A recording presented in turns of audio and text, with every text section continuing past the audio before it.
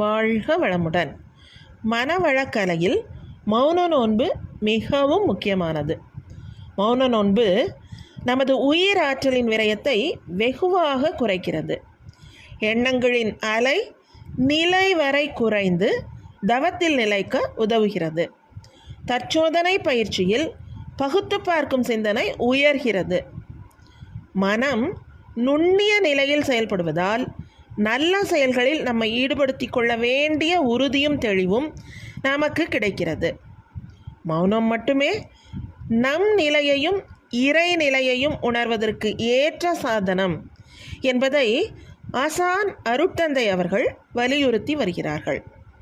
மனவளக்கலை பயிலும் நாம் அனைவரும் மௌனம் இருந்து உயர்வடைய வேண்டும் என்ற நோக்கத்திலும் உலக மக்களின் அமைதிக்காகவும் ஆசான் அருட்தந்தை அவர்கள் தொடர்ந்து 10 ஆண்டுகளாக நவம்பர் மாதத்தில் தொடங்கி டிசம்பர் மாத இறுதி வரை 1 மாத காலம் மௌனம் இயற்றுகிறார்கள். இந்த ஆண்டும் நவம்பர் மாதம் 16ஆம் தேதி தொடங்கி டிசம்பர் மாதம் 15ஆம் தேதி வரை ஆழியார் அறிவு திருக்கோயிலில் மௌன நோன்பு மேற்கொள்ளவிருக்கிறார்கள். மௌனம் இயற்ற விரும்பும் மனவளக்கலை மன்ற இருபால் அன்பர்களும் ஆழியார் வந்திருந்து மௌன நோன்பில் கலந்து கொண்டு பயனடைய கேட்டுக்கொள்கிறேன்.